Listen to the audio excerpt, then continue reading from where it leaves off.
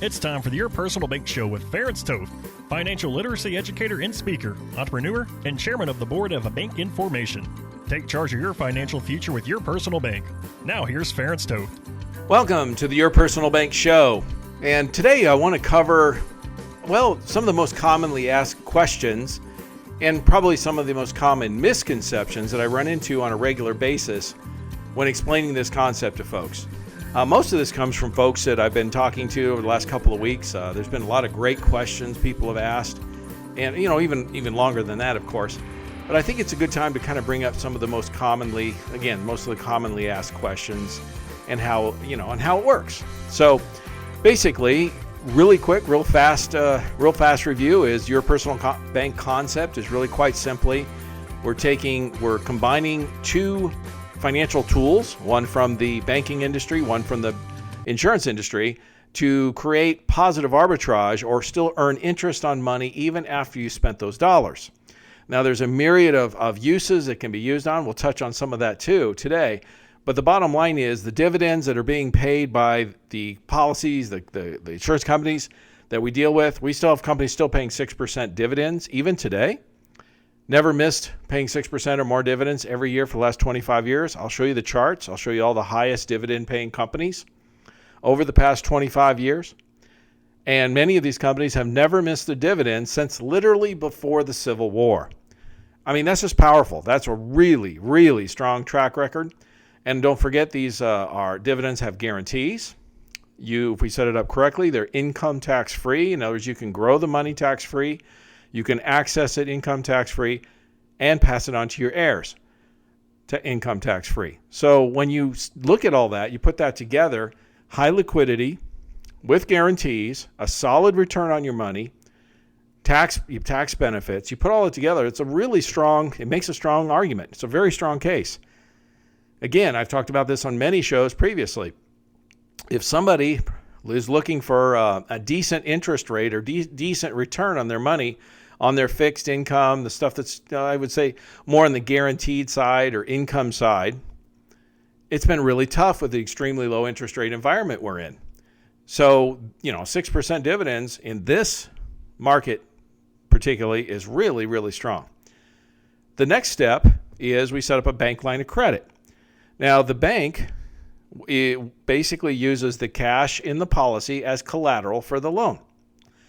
So it's really quite simple. The key point to this is, typically speaking, the interest that the bank charges is lower than the dividends you're earning. So again, you get a positive arbitrage, or you keep the difference. And here's the key thing to understand, folks. Here's the big secret. So I don't want you to miss it. So if you're listening, I just want you to take a moment and hear what I'm about to say, because this is everything. This is the key.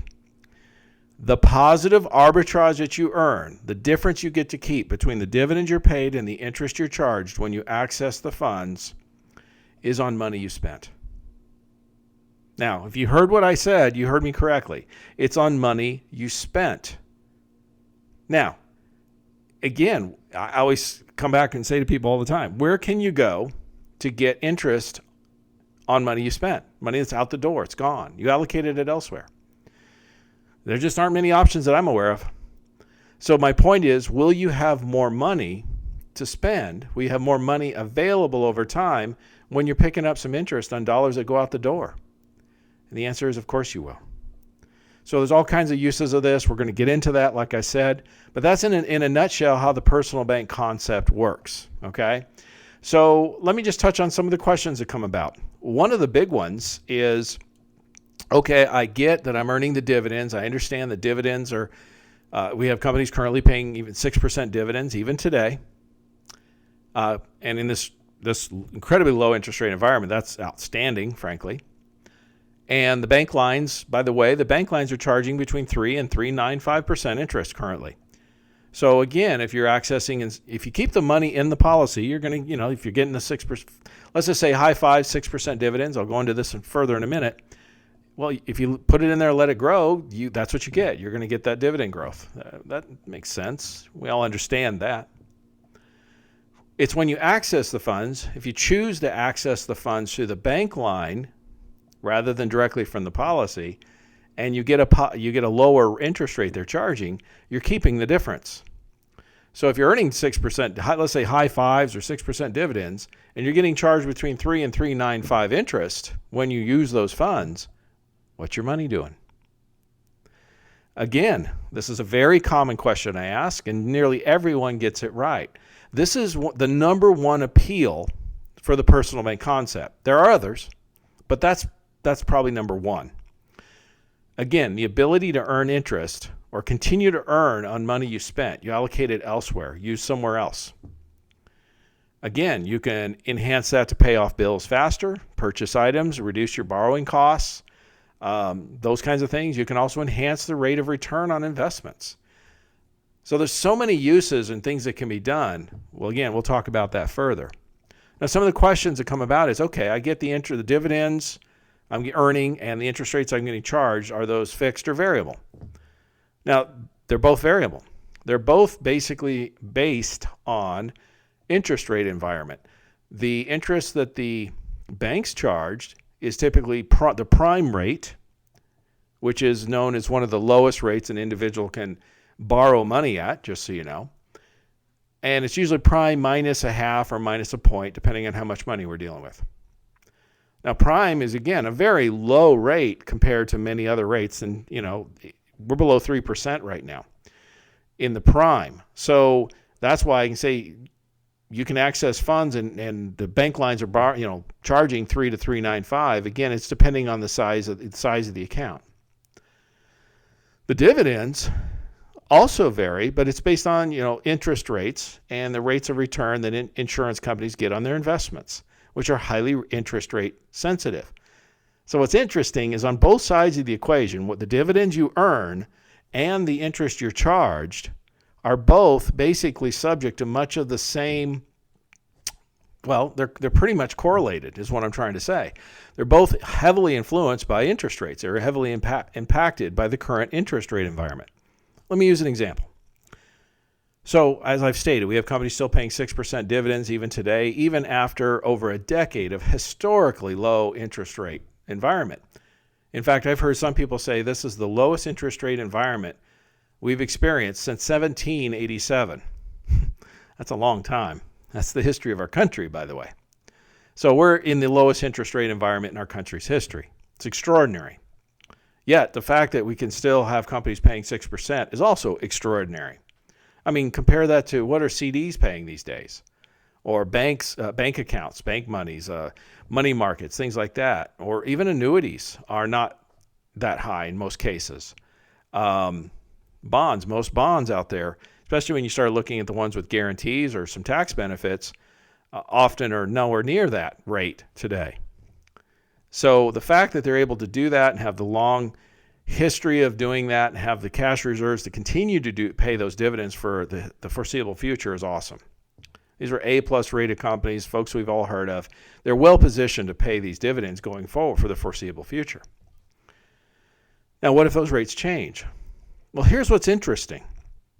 So right now we're in a extremely low interest rate environment, and we're seeing typically a 2 to 3% positive arbitrage between the dividends you're earning minus the interest you're charged from the bank. Well, I'll show you the charts. If you contact me at yourpersonalbank.com, I have some charts that show the dividend history of most of the top dividend-paying companies for the last 25 years. So that incorporates a couple of different interest rate environments. And here's what you're going to find. Prior to 08-09, most of the companies were paying somewhere between 7 and 8% dividends. We were in a different interest rate environment, more of what we consider historically normal interest rate environment. Prior to 08-09, the Great Recession. The prime rates were also higher than they are now, but typically a lot of the time in the 5s, that type of thing. So the point is the interest rates that were being charged by the banks versus the dividends that were being paid by the companies were both higher, but again, interestingly, still in that 2 to 3% positive arbitrage environment. In fact, one of the companies sent me a brochure or whatever, their history of the dividends they were paying minus the interest that was charged over the past 40 years. Now, folks, the last 40 years incorporates pretty much any interest rate environment you can think of. And what was interesting about that is in the last 40 years, every single month, the dividends were higher than the interest charged, except for 2 months, which happened to be the same or equal. So I can't guarantee you're going to have positive arbitrage every month going forward. But over the past 40 years, the past 40 years you did, minus 2 months, which happened to be equal. Now, the last thing about this, though, is I share with folks all the time, understanding interest rate environments as they change, which right now the Fed's stating they're not going to change anything through the end of 2022. So, frankly, it doesn't look like we're going to have any issue with that for quite some time. But at some point when that happens, here's the thing. When you access funds from these accounts, remember, we set up a high cash value policy designed to maximize cash growth. We're getting somewhere around 6% dividends even today on that. And then we access the funds from the bank line of credit and getting charged at 3 to 3.95, therefore keeping the difference. So our money's still growing even though we spent it or used it. The question I always ask is simple. When you access the funds, where do you get the money from? The insurance company or the bank? And most people get this one right. The funds came from the bank, right? So because the money is still with the insurance policy, remember the cash in the policy is collateral for the loan. Could you just pay off the bank line anytime you wanted to? The answer is yes, of course.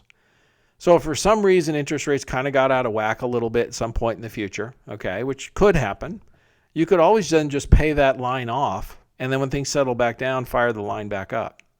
Because here's the thing you need to understand about the bank lines. They're super easy to qualify for. It's a collateralized loan. The cash is in the policy. This will probably be the easiest loan you've ever applied for. Most cases, the application is literally a page or two, and that's it. And unless you've got judgments or liens against you, you're probably going to qualify, okay? And the last part is there's no cost, fees, points, or anything. In fact, they only charge interest when you actually access the funds. So I have clients who have no immediate plans to access monies, who set up the bank lines anyway because it's just easier access to the funds. My gosh, some of the companies even send you a checkbook if you want it. Most people pay their bills online or access the funds from online, but you see what I'm saying. So that's one of the first questions. Stay tuned to the next segment. I'm going to talk about some of the other common questions and misconceptions. I'm going to clear up about this Your Personal Bank concept and show you how it can enhance your returns and reduce your taxes. For more information on Your Personal Bank, feel free to contact Ference at yourpersonalbank.com.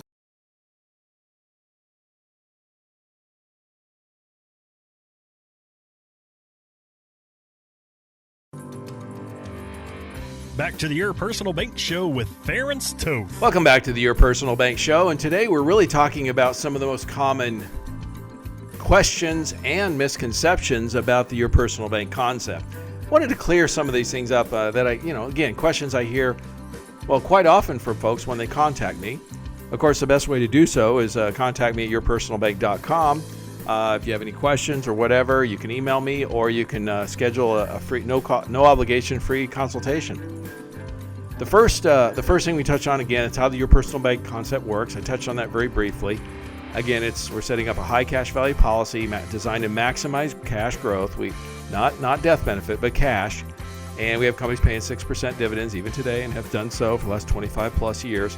And then we set up a bank line of credit where the cash in the policy is collateral for the loan.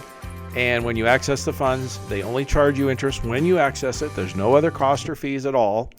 And they're charging between 3 and 3.95 today. So bottom line is, as I state all the time, if your money's earning 6% dividends, for example, and you're getting charged between 3 and 3.95, when you access the funds, depending on the amount of funds we're talking about, what's your money doing? Obviously, your money's still growing. That's the point. And that's one of the powerful tools. And again, your money's growing. And this is on money you spent, okay? That's the big key to understand. Don't forget that. Always, never forget that. If the positive arbitrage is on money you spent. Look, if you left it in the policy and just earn its dividends, let's say 6% is the dividend rate, then that's what you're going to get. Your money's just going to grow with guarantees. It's insured and tax-free. So that's nice, okay? The first question I really touched on is, what about if interest rates change in the future? If you missed it, again, go to yourpersonalbank.com. You can listen to the first segment or any of the previous shows anytime you want to there. The next one I get really quite often, again, is understanding sort of the mechanics in terms of how the bank line works, okay? Again, applying for the bank line is super easy. Once you've funded a policy to maximize cash growth, you have a certain amount of cash in the policy, right? The cash is the collateral for the loan. The banks will loan up to 95% of the cash value in the policy. So if you had $10,000 there, you'd have a $9,500 bank line. Well, I got to back up a sec. There's minimums with the banks, okay? The minimums with the banks, by the way, is $20,000. So if you had $21,000 cash, for example, in a policy, you would then have $20,000 bank line available, basically, right? If you had $100,000, you'd have $95,000 cash available, right? Now, you can access the money for any reason. We can turn this around in a week or so once it's all set up. Once it's set up, you can get access to the money anytime because it's a bank account. It's an account with a FDIC insured bank, and you have checks if you want them, online access to bill pay, do whatever you want. It's super easy access. Interest is due, okay, when you access, only if and only when you access funds. And remember, the interest rate is lower than the dividends you're getting paid. So when interest is due, because that was one of the questions I always get is, well, I have to make the interest payments? Well, the answer is not necessarily. And here's what I mean by that. In other words, you obviously have the choice of when the interest payments become due, and depending on the bank, it's monthly or quarterly.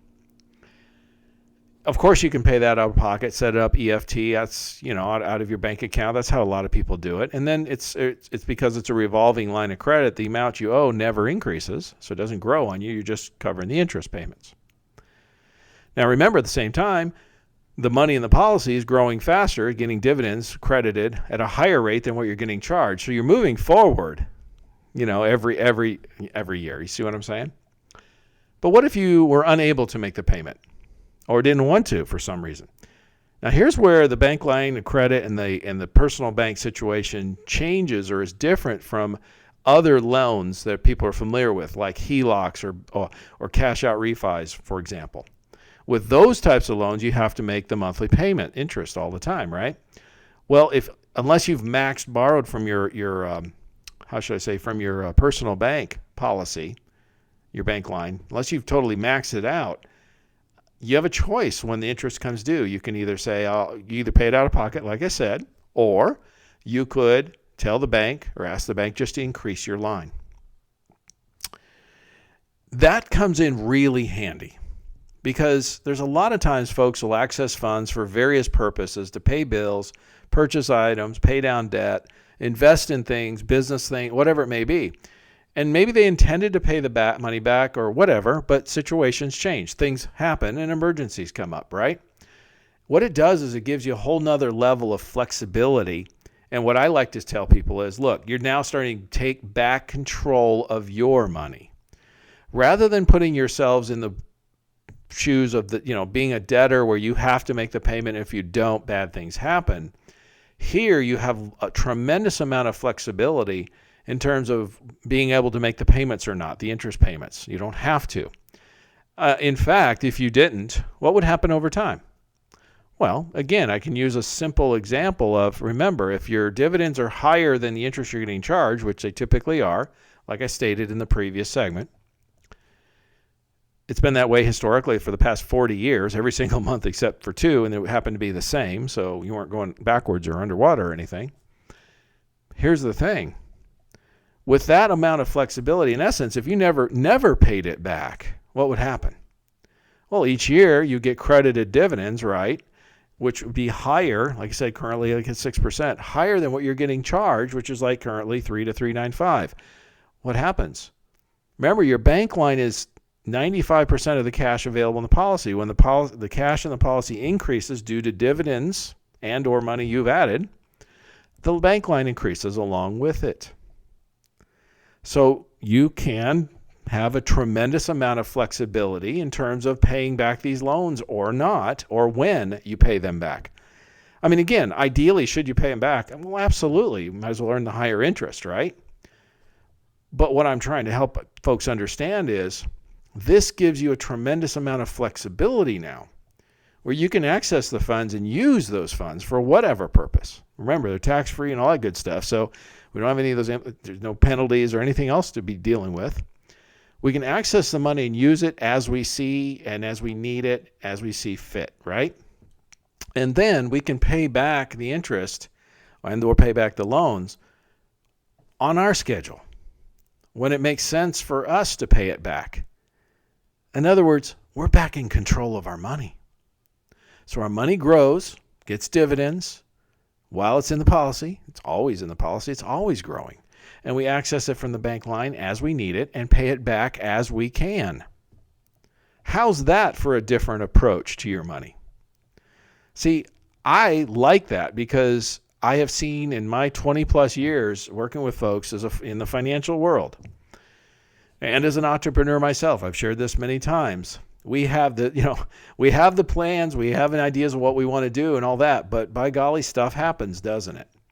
Things change, situations, events occur, and it changes our plans and it changes our ability to say pay back the loan or even pay the interest sometimes. Well, this takes away the stress. This takes away the pressure. Okay? Basically, pretty much completely. Again, pay it back. Should you pay it back? Of course. But pay it back in your time, on your schedule, when it makes sense for you. And that's what I mean by control. Why follow the plans that are set by the lenders or set by the government, the IRA, 401k world, whatever it may be, or employers or anybody else for that matter? Why not follow your plan? See, your plan probably fits you better than anybody else's, right? Stay tuned in the next segment. I'm going to talk about some more things and some more questions and common misconceptions about your personal bank. So don't miss it. For more information on Your Personal Bank, feel free to contact Ference at yourpersonalbank.com.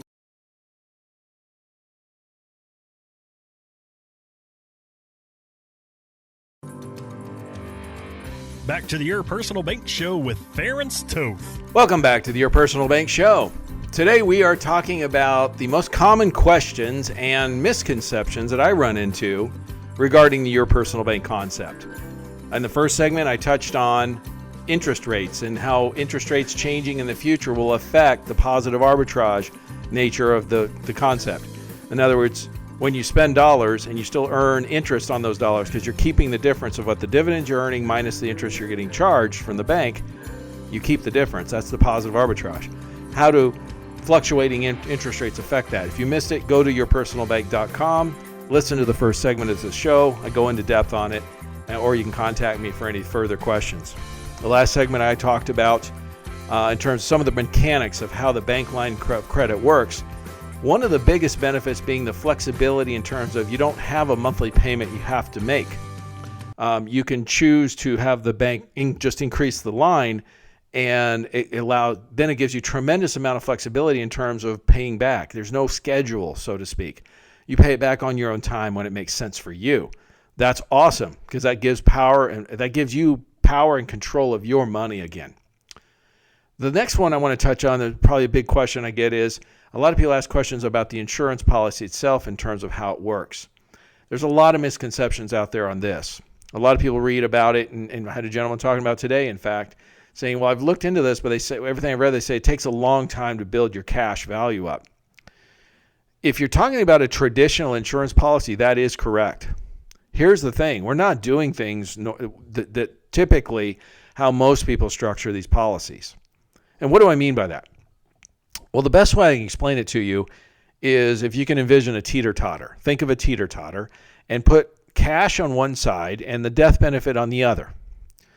Now, how most insurance policies are structured, they have little or no cash or a minimum or limited amount of cash, and they're designed, most policies are designed to maximize the death benefit.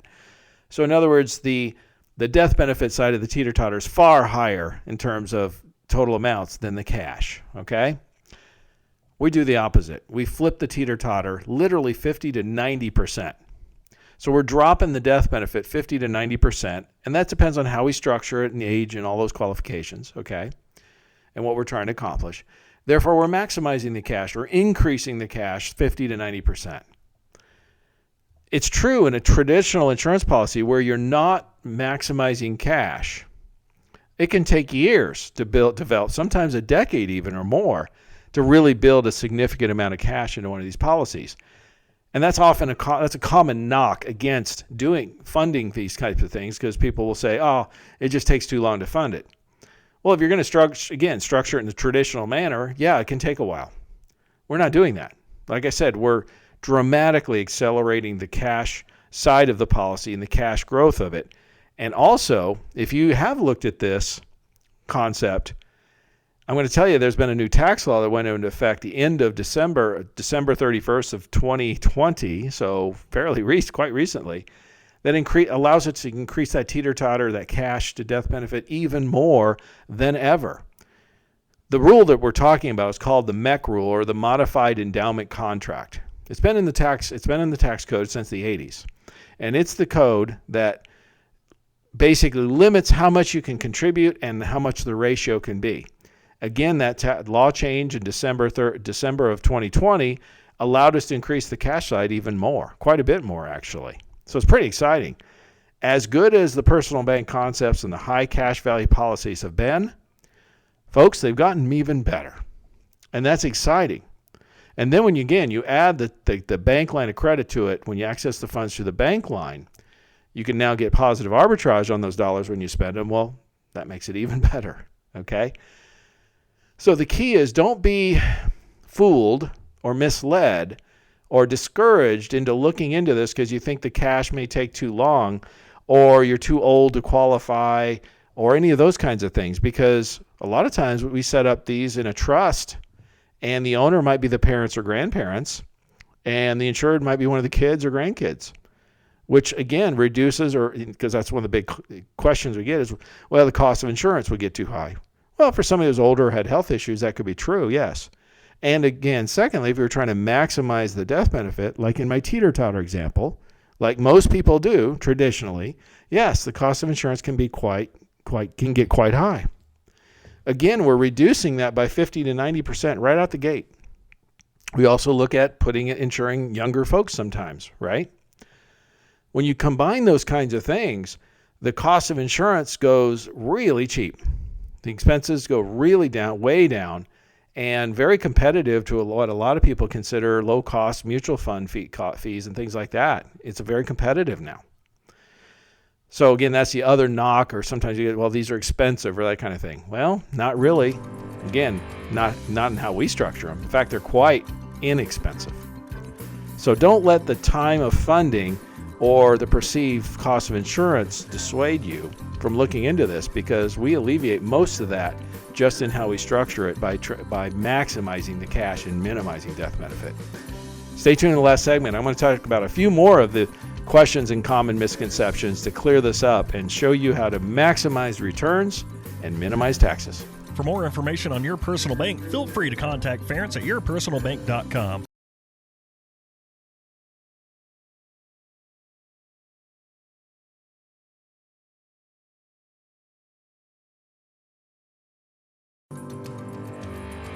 Back to the Your Personal Bank Show with Ference Toth. Okay, we are rounding third and wrapping up this Personal Bank Show today. Today, the focus really has been about answering some of the most common questions and misconceptions regarding the personal bank concept.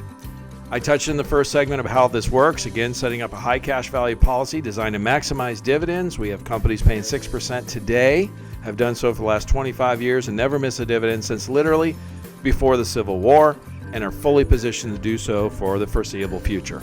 Then we send up the bank line of credit, where the cash in the policy is the collateral for the loan. The interest on the bank lines are 3 to 3.95%. Therefore, when you're earning dividends of, say, 6% and you access the funds through the bank line and you get charged between 3 and 3.95, what is your money doing? Well, it's still growing, isn't it? And that's the number one positive benefit and the number one reason why people really look into Your Personal Bank concept. Now, another one of the questions or misconceptions or whatever, that type of thing. Again, I've touched on what about if interest rates change in the future? What's the mechanics and such of the bank line, the mechanics of the insurance policy itself? What if I age-wise, health-wise can't qualify? What's the cost of insurance? All those kinds of things I already talked about in the previous segments. So I'm going to really encourage you to go to yourpersonalbank.com. You can go back and listen to any of the previous shows, by the way, and check all that out. I want to cover new ground as we're moving forward here, okay? So one of the other things that I get quite commonly is, well, okay, I see how I can use this. I see how I can take the money and access it and, say, like I said, pay down debt or purchase items or invest in things. You mentioned the tax-free aspect. How is this tax-free? And it's actually it's a very good question in a couple different ways. And also it depends on how you structure these policies. There's really two primary ways to structure these. One is what we call a front load.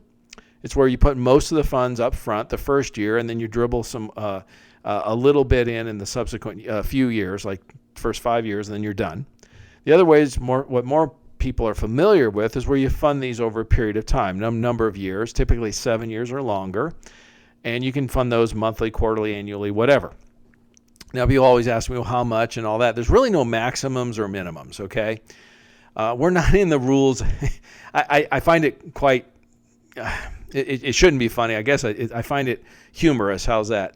That people are so used to the rules and regulations, and particularly that come from the IRA 401k world, which, let's be real, there's a lot of them. There's a lot of rules.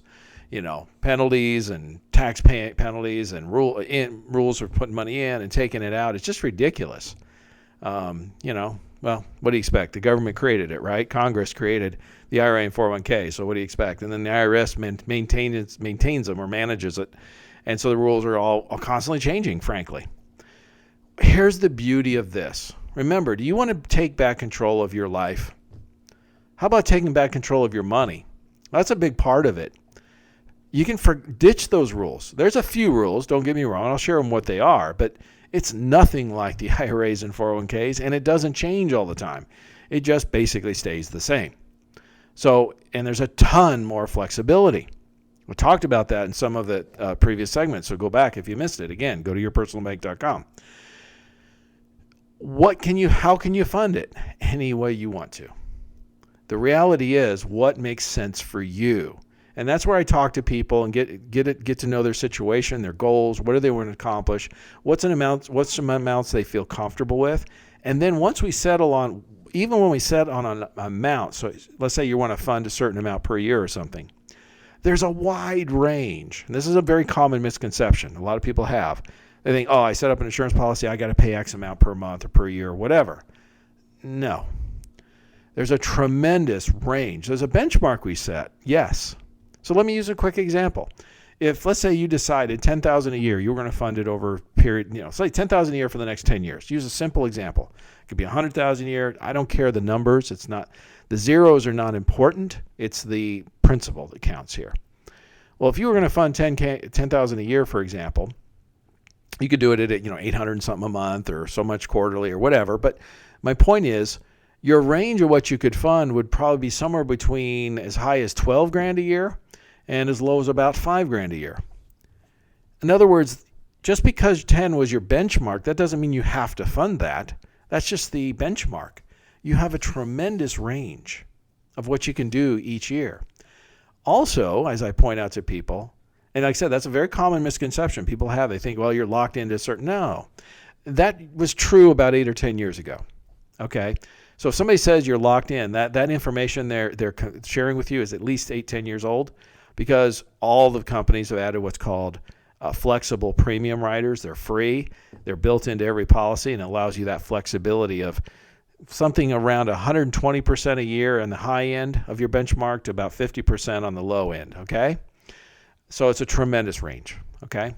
And then if you want to understand a little bit more flexibility in terms of funding and such, let's say you went down the road 2 or 3 years and you had put some money into it, and then you found you had a year or two or whatever you couldn't add. Well, could you access funds from the bank line and then fund your minimum contribution requirements for the next year or two through the cash that's in the policy? And the answer is absolutely. As long as you didn't, max borrow everything, obviously. So my point is really quite simple, is there's tremendous flexibility, even in the first year, but as you add more monies to it, as you build some cash into it, your flexibility increases even more so. So irregardless of your situation, almost any situation, we can fit a plan that makes sense for you. And then you have a tremendous amount of flexibility. So even if things change dramatically in your life, we can still make this work for you. In most, very, very few cases do we not. 98%, 99% of the time, we're able to make adjustments and make this continue work. Even through, we've gone through, COVID last year. We had people who lost jobs, businesses, incomes, all kinds of stuff. And we didn't, because of it, we didn't lose a single client. Okay? I'm just going to tell you that. And I'm talking about hundreds and hundreds of cases. Okay?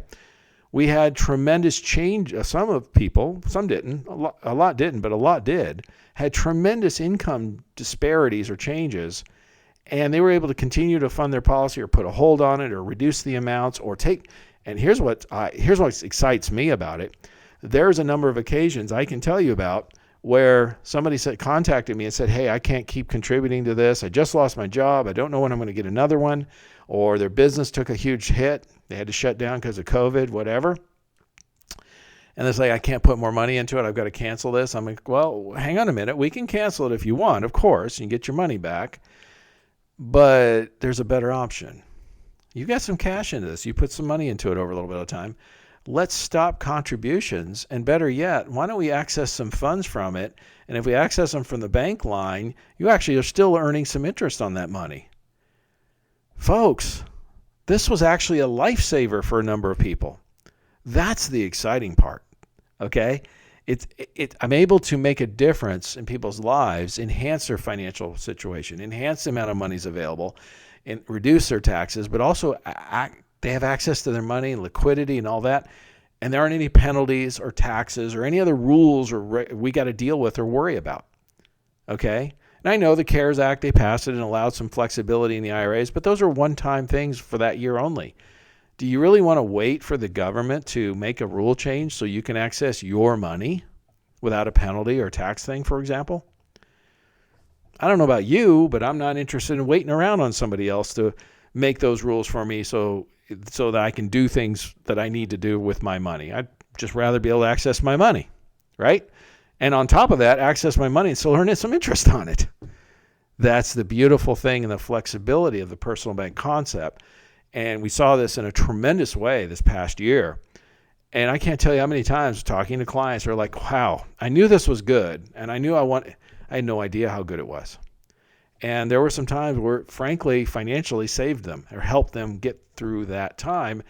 And the best part about it all, when they did get some income back or get a job back, a business reopened or whatever, they were able to take some money, put it back in, and the interest was still being earned even when they were not, the period of time they were not contributing. So that all that compound interest and everything they'd been working on for a period of time, they didn't lose. It's like they pretty much didn't skip a beat. You can't say that about an IRA or a 401k or a CD or an annuity or a bond or I don't care. Pick any other type of financial instrument you want. It doesn't matter. When you stop contributing, the money that's there can still grow, of course, but it's not going to do as well. And if you take money out of it because you have an emergency or whatever, that money's gone forever. Okay? You've lost those gains, right? And in most cases, you can't put it back in and basically say, hey, no harm, no foul. You can't do that in most cases. So here you can. And the tremendous flexibility that allows is why I become such an advocate of, at least a portion of your money, not necessarily all of it, but a portion should be set aside in a bucket like this that has guarantees, that has tax benefits, has liquidity, access to the funds, day one, okay? So you have access to a significant amount of money right out the gate. And then when stuff happens, you can get the money and do what you want with it. Oh, we were starting to say the tax-free. I got off on a sidetrack. I apologize, but that was still good stuff. I want to touch on this before we run out of time. The tax-free aspect of it. Okay, when you access funds, you can access funds from these policies a number of different ways. You can take cash withdrawals, obviously, like any other account. That would typically be a taxable event. We typically don't recommend that in most cases. You can take dividend distributions. That may or may not be a taxable event. We typically don't recommend that option.